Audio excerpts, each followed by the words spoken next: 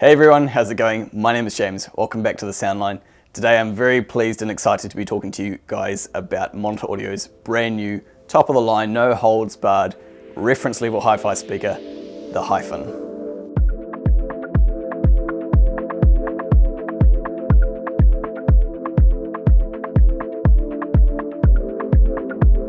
The first thing to talk about, probably the thing that people notice most, is the shape and the material that the cabinet is built out of. Each of these two cabinets is, and they are two completely separate cabinets, is made out of a acrylic mineral composite.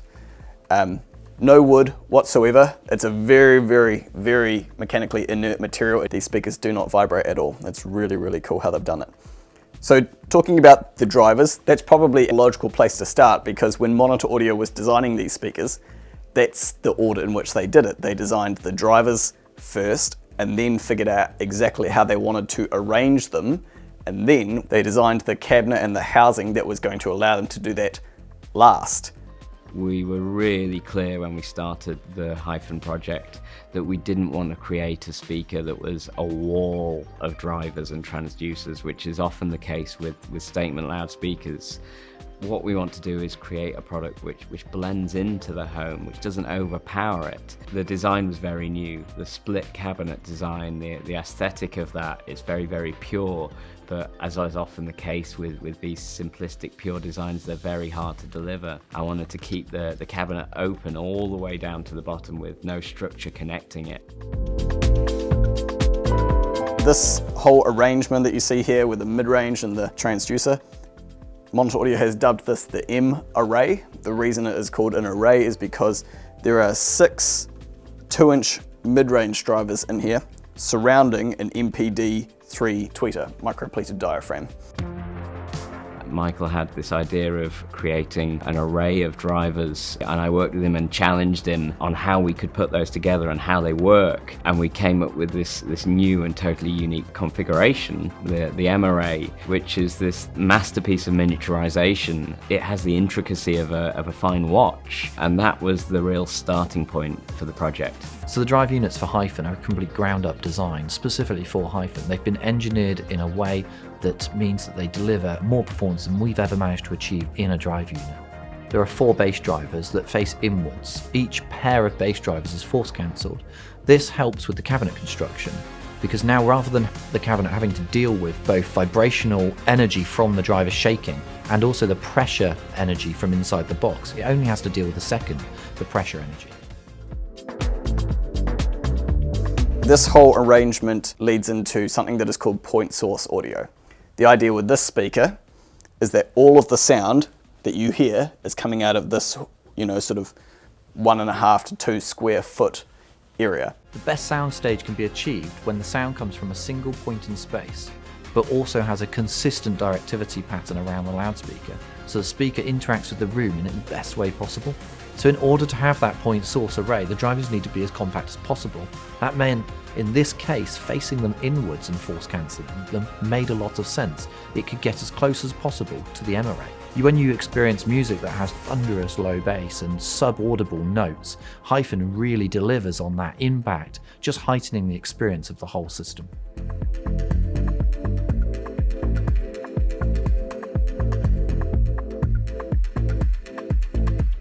Okay, so getting away from some of the more technical and objective aspects of the speaker into the more subjective and tricky to define areas, I'm going to talk about how they sound.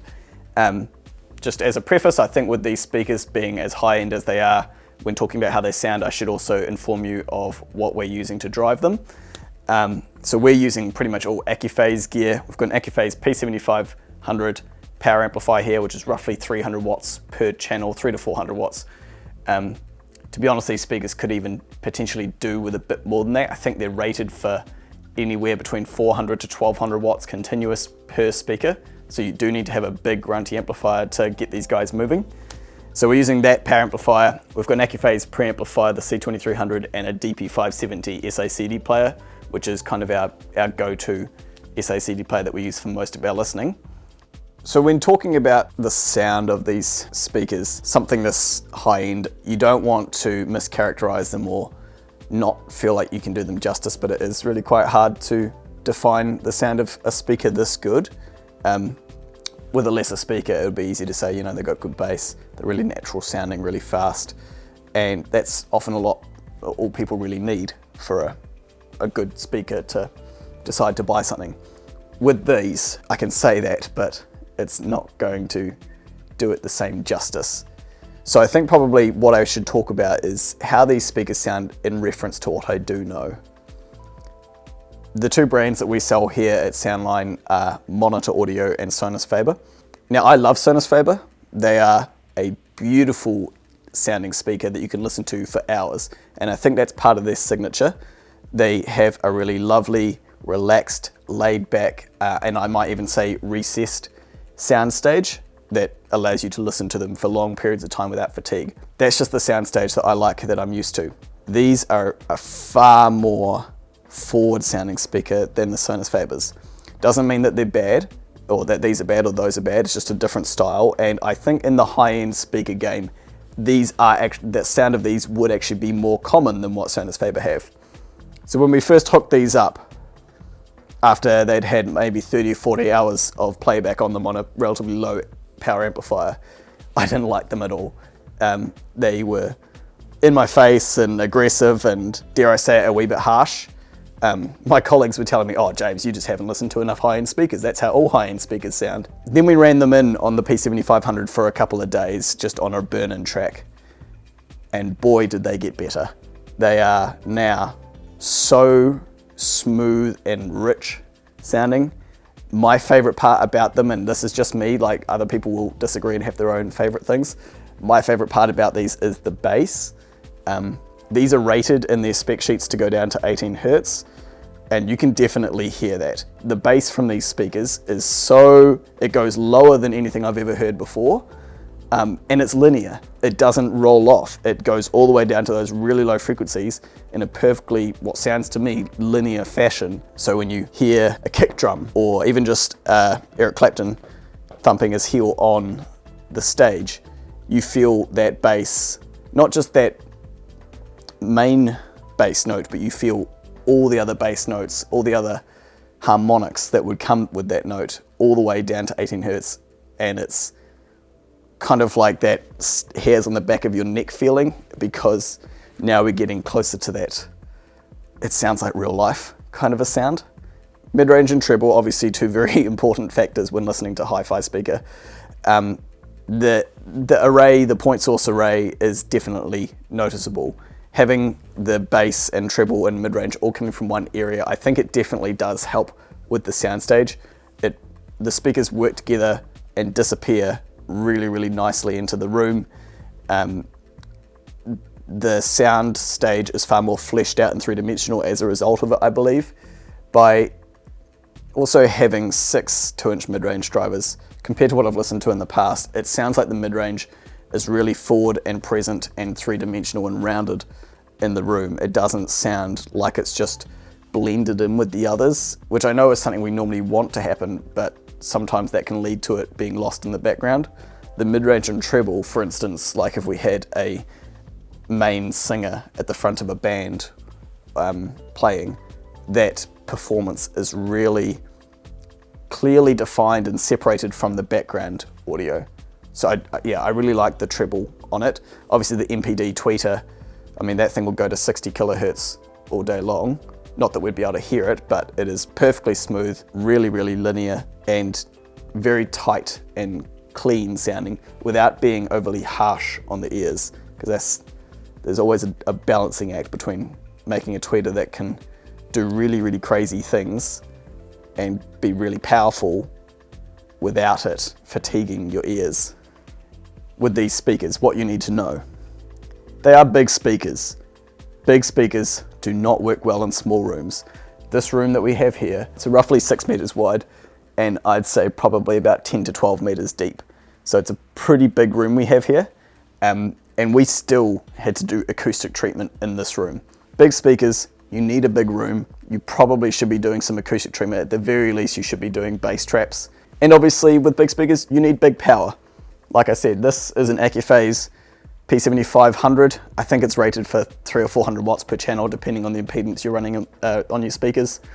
This amplifier does a good job with them, but my only caveat would be, if you're considering these speakers, make sure you've got a big amplifier or a big pair of mono blocks or something like that. They are absolutely fantastic speakers. If I had to put them into a word, obviously the word would be good. They are very good speakers. They're very fast, great bass, very natural and fast mid-range and treble. I have no complaints about them. Actually, probably the one thing, not a complaint, but the one thing that I often say to people when they come in and I ask for their first impressions on them, usually just on like how they look and that sort of thing, because it is a very unique look. It's been very positive reviews so far on how they look, and I think the reason for it is that they look smaller than they are. That slot that goes up and down the middle that defines the two separate cabinets, by being able to see through them, I think provides a bit of a natural optical illusion and makes the speaker look smaller than it is, because compared to other speakers that I've heard that put out the same amount of sound and amount of bass as what they do, those other speakers have always been like significantly larger looking or larger speakers than these. I mean, don't get me wrong, they're not small, they're physically bigger than I am, but on the face of them, they actually look kind of small and subtle. So I think that Montoya have done a really good job with designing a powerful speaker in what looks to be a very small package. Finishes, so obviously we already talked about the white. They do two other finishes, a matte black, which looks really cool. It's got like gold accents and that sort of thing on it. And a traditional English racing green, which also I think looks really, really cool. Probably will require the right kind of environment for them to go in and look right in place, but still a really, really nice color. And that about does it, guys. I hope you have enjoyed this video. If you have any questions about them, drop them down in the comments and we'll do our best to answer them. And I'll catch you in the next video. Ka kite anō.